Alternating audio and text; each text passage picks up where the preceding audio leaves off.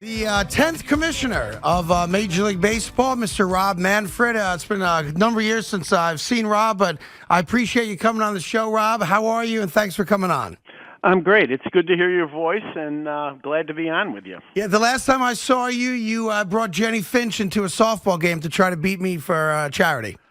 Yeah, can I tell you, that's a fictionalized account of reality. We bought Jenny kind of to promote the game, and she did a heck of a job. She got a lot of young girls excited about baseball and softball. And quite frankly, our team beating that team you used to play for wasn't that much of a challenge. Well, I didn't say it was a challenge. I said all of a sudden I show up and I see the greatest women's softball player of all time wearing a jersey. I said, okay, game on. Here we go. You know what, Craig?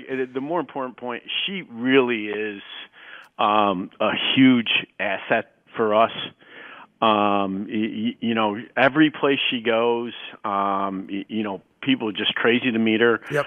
She's particularly good with young girls who are interested in softball as opposed to baseball, and she's a really important part of our youth programming. No, she's a great ambassador for sure. And to me, there's very little difference ultimately between softball and women's softball and hardball. It's the same game at its heart. Right. So she's a great, no doubt, great representative for the sport. All right, let me a couple easy ones, low hanging fruit for you, okay. Just to get out of the way and to discuss at length because they're important issues for your sport.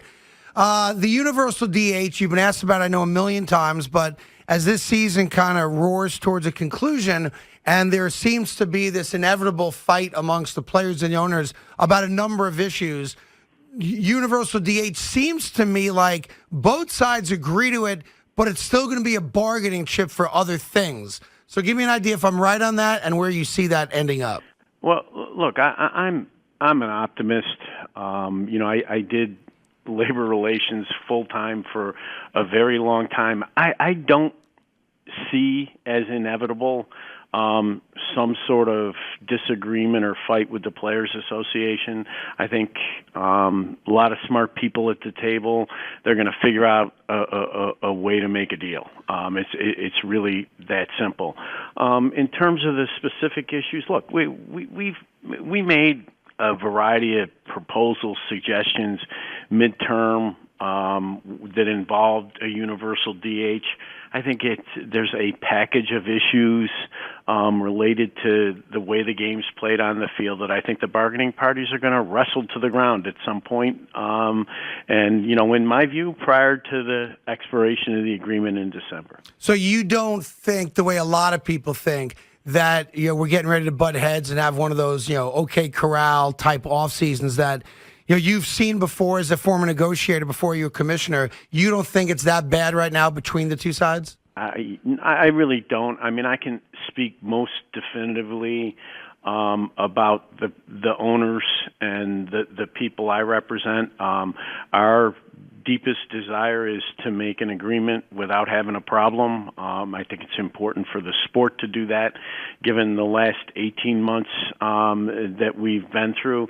And quite frankly, there's absolutely no reason based on the economics why we can't make an agreement. It's interesting you say that. You know, you and all commissioners, not just you, historically and in every sport, essentially work at the behest of the owners. You're an employee for the sport. And I wonder, for someone who loves baseball the way you do, are you ever conflicted between your job as a commissioner at the behest of the owners versus your love of the sport? The only time, honestly, the one place where I feel that kind of conflict is fandom. And what do I mean by that? I mean, the owners literally, they expect you to be neutral. Not right. They don't want you to have any fan interest in terms of who wins and who loses. And, you know, it's really important to present that front to them because that's what they expect. But you know, I am a big fan, and every once in a while you got to catch yourself. You know, I mean, it's there's something that happens in a game that you're really glad to see, and you kind of got to sit on your hands a little bit. I would think one of those things is Shohei Ohtani. What he's done this year is just beyond remarkable. I know people talk about Babe Ruth, but none of us ever saw Babe Ruth play. Right. What that guy's done this year is beyond anything any of us have seen. It's really it really is amazing what he's accomplished. I watched a little bit of his game last night, and you just think, oh my God, this guy's hitting a home run and pitching. And doing it yet again. Yep. He has been an amazing performer, and sometimes you remember when you started hearing about something, and it was years and years ago before he began playing professionally in Japan that we started hearing about Ohtani and how special he was, and whoever was talking about it at that time sure turned out to be right. What's interesting about him, Rob, is that because he's a Japanese-born player, he's one of a very small group of Japanese-born players currently playing in baseball. And there have been a number over the years who have been phenomenal ball players. So he's unique in that regard. But I wonder, baseball talks a lot about, and we talk a lot about as fans of the sport, what's the disconnect between baseball players and fans? How do we make guys like Ohtani, like Mike Trout, like, Aaron Judge, how do we make them more popular, more household names? And I wonder how you struggle with that. Ohtani may be a bit of an outlier, partially because he's Japanese born, so he's different, from Jump Street. But how do you guys wrestle with having great players, great young players, Tatis Jr., all the guys that are just beyond great right now, who are young, who a younger audience would be attracted to? How do you, beat that and figure that part of this out? Look, some of this we have to take responsibility for, and it's something that we've worked really hard at. Let me give you two examples. People look at the relationship with Nike and the swoosh being on the front of the uniforms, and they think that's about our revenue, and there's obviously revenue associated with it. But for us, it was more about that national marketing engine being available to our players. So the credibility of the swoosh. But not just the credibility of the swoosh, but their marketing, their interest in the game, their push of our players, independent of anything that we're doing. So that's one example. Second one is our social media program. One of the things we sell, obviously, is highlights, video clips. Our social media program, we've signed up literally hundreds of Major League players, made clips available to them, rendered them assistance to try to make them more active on social media. And again, that's about marketing the game and marketing the game to a younger generation where they live, meaning right. Social media. Now, what's the limiting factor? The limiting factor, I think, for us is, and you see it in our economics. Our strength economically has always been local, right? It's yep. The people. Fans are engaged with their local team, and as a result of that engagement's great. It's important for us. It drives our sport, but it also makes it more difficult to sell a particular player across the entire league. Right. Very few teams transcend. The Yankees are one of them. Football, the Raiders, the Cowboys. The Pittsburgh Pirates don't. No fault of their own. They just don't. So I understand that fight. One of the things I would think that you have to wrestle with in an attempt to get the younger audience, more actively interactive with the sport is gambling. Everyone knows my background. I'm a compulsive gambler. I can't do it responsibly. And, I think I'm a good story to tell because there are people, about 10% of the population, that will create a problem when they start gambling. That being said, gambling is a very big growth opportunity for baseball and all the other sports for a much younger male audience. And I know you're talking to Barstool. I saw that story, which I think is brilliant for, alternative broadcast. How do you weigh the need to attract that audience with the worry that we're bringing younger people into a world that they might not be ready for, meaning gambling? Yeah, I think you need to think about this issue sequentially, right? there, as a result of the Supreme Court decision, there's going to be more sports betting in the United States, right? I mean, that's Yep. just absolutely, it's going to be more open. And number two, sports betting's always existed. I mean, if you wanted to bet on sports even prior to, the Supreme Court decision, you can find a way to do it. Unfortunately, that way was illegal and unregulated. So in some ways, the sports betting market is much safer and better today. And what do I mean by that? It's regulated, it's open, it's legal, and embedded in that legislative framework are certain protections designed to deal with, as your number, the 10% of the population that cannot safely participate in this type of activity. Given that it's out there and it's legal, I think that the way we think about it is it can be a great source of fan engagement. We want our involvement with it structured in a way that always protects the integrity of the sport. And that's the key. It becoming 100%. legal and being taken out of the back alley. The biggest concern you guys and all sports have always had is the dirty nature of gambling, like the games being fixed or that type of thing. The legalization of it really should wipe a lot of that concern out because now it's in broad daylight.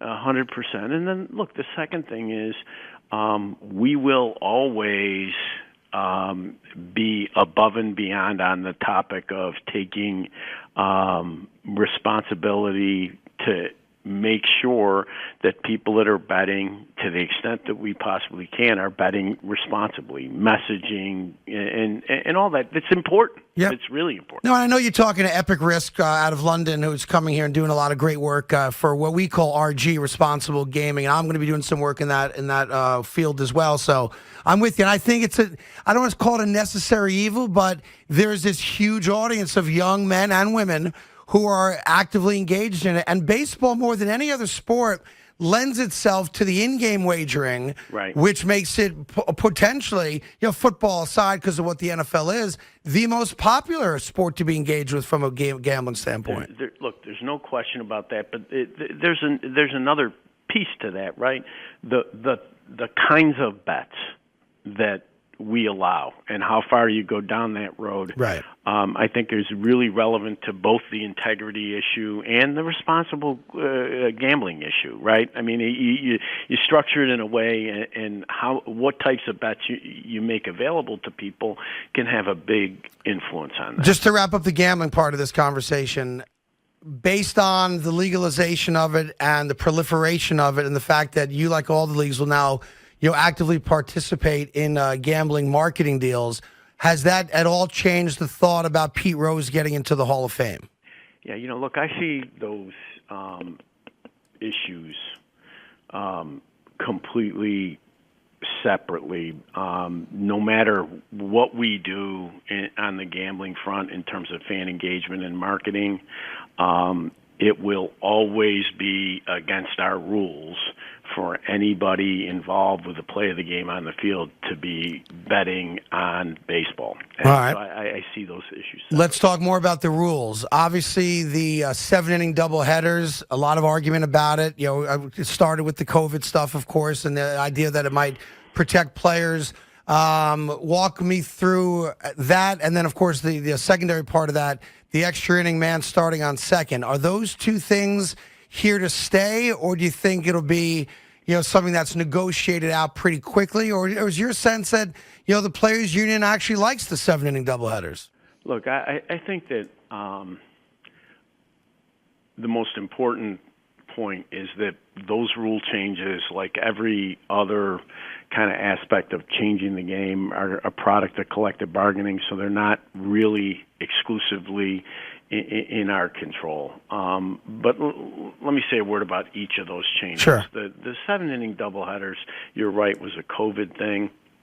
It worked really well last year when, our experts were telling us don't keep your players together very long. It was a really good idea. What happened this year, that has made it more controversial and less embraced by some in the game is split doubleheaders, right? I mean, last year all the doubleheaders were traditional doubleheaders because we had no fans, right? So, we were just playing 2 games, and we played 14 and, instead of 18. Okay, that's fine. Now this year the problem is, Rob Manfred and his 3 children. You're going to a game, and you invest a bunch of money in tickets. There's a rain problem. Not only do I move you to a different day, but now you're getting 7 innings instead of 9 innings. I don't love that. I mean, that's a problem. So as much as I understand how 7-inning doubleheaders make things move along, it's faster. You don't have quite the time commitment. That split doubleheader issue is a real issue. Yeah, for the fans. The players may like it, but we get complaints every day. Fans, at the end of the day, look. I love our players, but at the end of the day, it's about the fans, right? I mean, that's what it's about. So the extra inning rule, I think people really like the extra inning rule. I think it's a good. I think it's a good change for our game. 18 innings. There's not a ton of people who really want to see that many extra innings. Do you think it's good because it creates guaranteed action and the fan base likes that? I think it makes it like overtime in other sports, right? You have a much better idea about when that action is going to take place. And, for the casual fan in particular, you might capture them with the enticement of knowing, wow, I know when this game's going to be decided, right? Or I can make a pretty good guess as to when it's going to be decided. Right. It ain't going 16. We know that. Right. And I think that's good for the sport over the long haul. Whether it ends up in the package or not, I just can't tell you. Rule-wise, there's a lot of talk amongst purists of the sport, and maybe they're aging, I don't know, that the shift is bad for the sport. Is that anything that's ever been on your radar as a conversation piece? Yeah, the shift has been a big conversation piece within the game. I think there's lots of people who would like to see regulation of the shift. I think the one thing I would say, again, this is part of that overall mix that's going to get shaken out in bargaining, so you can't make too much of my comments because, I don't control that process myself. You're not negotiating in the mirror, I get it. Yeah, but, I think that the interesting thing with the shift is, let's say you made a rule where you had to have 2 infielders, each side of second base,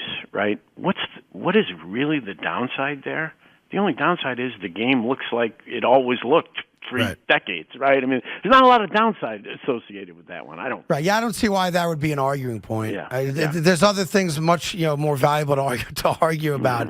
One of those, we're talking to Rob Manfred, the commissioner of Major League Baseball, kind enough to join us here today, and obviously Gary Bettman will join us, and Adam Silver later today as well. Field of Dreams was an unmitigated success, unmitigated. Couldn't have got any better. The game itself was, other than the Yankees losing, of course, for our purposes, it could not have been any better. I know you've already announced you're going to do it again. I'm not sure if the teams are official. I think I saw the Reds or the Cubs involved. Walk me through, before first pitch, were you worried? Were you nervous about how we would come across? Or were you pretty confident it was going to be the success it was?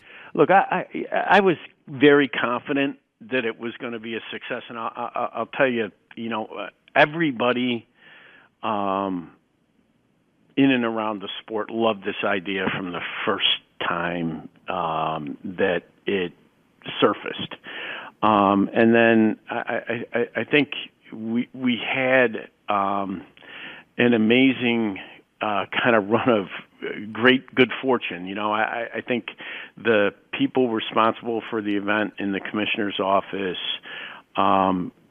devoted extreme care to making sure that everything about the setting was perfect. It was right down, Craig, to, the dugout phones were covered in wooden boxes so they wouldn't look out of place. The Gatorade thing was in a wooden covered, so it looked we didn't use EVI behind home plate. We had signs that, people in period dress rotated through the various innings. The great thought was given to how the fans were going to enter and how the cornfield was going to play for the fan entrance, and then of course the player entrance. Then I can't say enough. Kevin Costner, I have to tell you, the thought and emotion that he invested in the pregame ceremony, the entire undertaking, to tell you the truth. Was that an easy yes when you guys first reached out? Did that take him a long time to say yes to? No, he was very interested from the beginning, and I mean, I cannot say enough about what he added to the event. I mean, he was just absolutely phenomenal. And then, of course, the third thing is the one you really want. So at the end of the day, for us, it's always about the game shining. Yep. And, man, we got one hell of a game. Yeah, we did.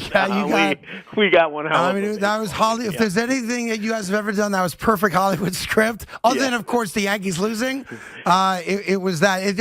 I hate to say that I've never seen the movie Field of Dreams, which I know belies the fact that I'm a sports talk show in New York City. But does that now become your go-to default favorite baseball movie? Like, are you allowed to say Major League or For Love of the Game, or does it have to be that? Can I tell you something? I've always had a very soft spot for two baseball movies. Field of Dreams is one of them, right. And I think that's because it's about fathers and sons, and I had a great relationship with my dad. The other one, that would be right there with if I was telling you, The Natural is a great movie. Great movie. It's a great movie. And what a lot of people don't know about The Natural, and because it's kind of in the background, when Roy Hobbs hits the penultimate home run, Bob Costas is doing the play-by-play. So I don't know if a lot of people knew that. There you go. He's actually one of the few guys. Costner's one of them because obviously he's played baseball at some point in his life. But Robert Redford looks like a baseball player. Well, it's really interesting. Kevin Costner talked about that in the press conference that we did before the Field of Dreams game, and how challenging it is to get involved with a movie based on a sport if you've never played, because so many people play baseball that they can tell if you never played. I mean, it's really... He never swung a bat. Yeah, right. Talking to Rob Manfred, let's talk playoffs. I know that there's been some conversation about, hey, do we shorten the regular season, extend the postseason? Can we get some type of 14 postseason teams? Walk me through where you think we are with that. If not, next year, kind of, let's say, next couple of years, do we see an expansion of the playoffs and the potential for a shortened regular season? I think the best thing I can say to you about that is I liked the expanded playoff format that we had last year. I thought it was good for us. Thought it was really, really exciting in the early rounds. Baseball kind of owned the week. I think all those are positives. So you if not 14, you do like the concept of expanding it more? Yeah. Got it. And what about the concept of robotic strike zones? Baseball has always said, listen, human error is a part of it. Don Denginger missing a call is part of the baseball lore, et cetera. Santana's one hitter, which is now a no-hitter, part of baseball lore. It's human nature. But, we do see the box on the screen, and, my 10-year-old can tell me if it was a strike or not because he sees the box on the screen. Do you think we are close to having robotic strike zones? Well, from a technology perspective, we have a system that, we've used at various levels in the minor leagues that is definitely up to the task. I mean, it's an outstanding system.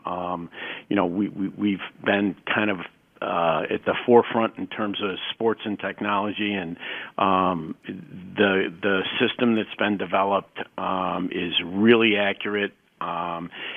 From the fans' perspective, the call is relayed to the umpire through an earpiece, so it kind of looks like baseball has traditionally looked. I think there is a policy judgment to be made, right, as to whether, not every technology that you develop should be used. You got to make your mind up about that. So in other words, the way it works in the minors when you do it, the computer reads its strike, and instantaneously, real time, the umpire's got an ear piercing. He either hears strike or ball. Yes, and he makes the call based on that what he gets from the computer. That's important for a whole host of reasons, right? I mean, it does. There's no disruption to the traditional role of the umpire, and we are a tradition-bound game, and I think that there was real thought and care that went into developing that aspect of the system to make sure that baseball looked like baseball. As you're well aware, a number of years ago, I started something here in New York in the 5 boroughs called the Borough Cup. It's the largest youth baseball tournament in the country, and it's teams literally representing every borough other than Manhattan. They never had a team, amazingly enough. And we, over the course of the last 7 years, we've had over 10,000 kids play. And Major League Baseball has been a great partner of ours with the Borough Cup, which I no longer have active involvement with. John Franco and Gary Perone and I started a number of years ago. Right. And the idea was that there's a lack of baseball amongst minorities, specifically Afro-American kids in the 5 boroughs. Latin American kids, it's very strong still within the boroughs.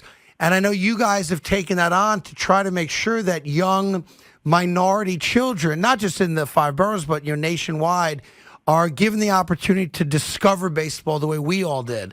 And I wonder if you could give me an update on how that initiative has gone beyond just the Borough Cup or New York City, right, but across the country. Well, let me talk about two things. Let me talk about data first, right?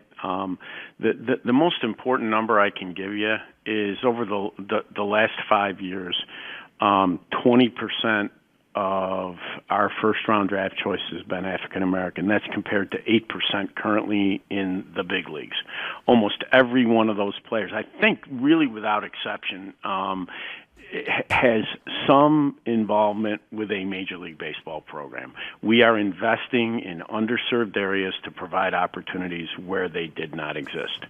My favorite, I got to do two. My favorite pieces of our effort are the Jackie Robinson Training Center in Vero Beach. We took over the Dodgers' old minor league facility, former, I shouldn't say old, that's really not what I mean. It's been around a long time, though, I got it.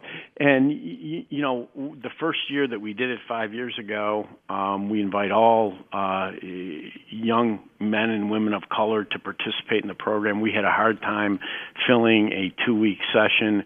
We now run multiple sessions. We are oversubscribed. We have all former Major League players and coaches who come back to provide training to really elite players who are going to have an opportunity either to play at the college level or to play professionally. And then I can't, particularly given what has happened in the last 12 months, the Hank Aaron Invitational, just a huge opportunity, particularly for young people of color to be showcased, have college and professional scouts see them, and it's really the pinnacle of our programming as part of this effort. So it's a big change over the course of the last 3, 4, 5 years. Oh, yeah. And look, I have to say this name. Tony Regans, who was the general manager of the Angels, now runs all of our youth programming, and the job that Tony has done for us in this space, I cannot say enough about. I mean, this guy's in Hampton Inns all across the United States all year long, running grassroots program, making our game available to people who otherwise would not have a chance. No, I think it's great. And I didn't know those numbers. I think it's great. That means that the initiative's working, that we're getting the message out and giving young kids, minority kids, an opportunity that they may not have had for whether it's fiscal reasons or just access to fields or whatever the case may be, which I think is great. A couple more baseball things for you. We just talked to Manfred, the commissioner, just for another minute or two here. He's in Chicago at an event, a baseball event in Chicago, so we appreciate you taking a few minutes out of your day for us. Realignment, league division realignment, any possibility near future you think that's happening? There's two sides to that coin, right? So let me tell you the positive side. The positive side, if you realigned, I think during the playoffs we could do a better job for our fans. And what do I mean by that? In the early rounds, if you played up from the West Coast and up from the East Coast, you would avoid what is always a challenge for us. Anaheim plays Boston in the first round, right? Right. And who gets the game time that's less than ideal for their fans, right? You can eliminate that if you regionalized. The flip side of it is, it's hard to imagine an American League East that doesn't look like the current American League East, right? I mean, right. You want Yankees, you want Red Sox, you need that, right? Yeah.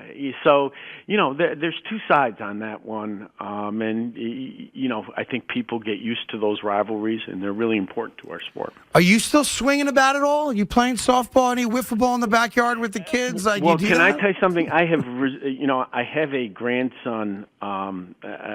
We actually have been blessed in the last few years. We have 4 now grandchildren, with 1 more on the way. Congrats. But my oldest is the oldest of the group is a grandson, and I have resumed my wiffle ball career because he is very interested in hitting anything with a bat and ball. Got it. Now, do you have an entrance song when you come out for that, or no? Can I tell you something? I am so single-minded when it comes to music that my family makes fun of me.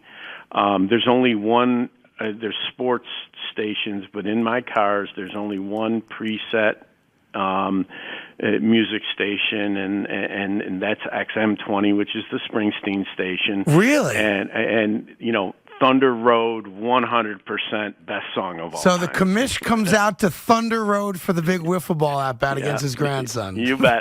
You bet. Have you seen Springsteen in concert? Oh, God, I mean, how numerous. many times, right? I go back to, I'll tell you, I don't know exactly how many times. The first time, believe it or not, was in the late 70s in the Utica War Memorial Auditorium. That building doesn't even exist anymore, I'm sure. Yeah. Last baseball question for you, then we'll let you go. Because a lot of people called in about it. And I think it's a regional sports network issue, not a commissioner issue, but maybe you'll help me out with that. People get ticked off when games are blacked out on the MLB app. Is that a commissioner or league issue, or is that totally controlled by the RSNs? Well, it's both, okay? I mean, the blackouts exist because the rights are sold exclusively to the RSNs, and, if they don't have distribution, the game's not available. We don't have the right to do it on MLB.TV. Having said that, the league overlay of it is that, one of our most important priorities is to make sure that we deliver games to our fans who want to watch them. And we are working hard in that space because of the changes, right? I mean, the RSNs, fewer people in the cable bundle, and even within the bundle, less distribution than there used to be. We see it as a problem, and it's something we're working hard on to correct.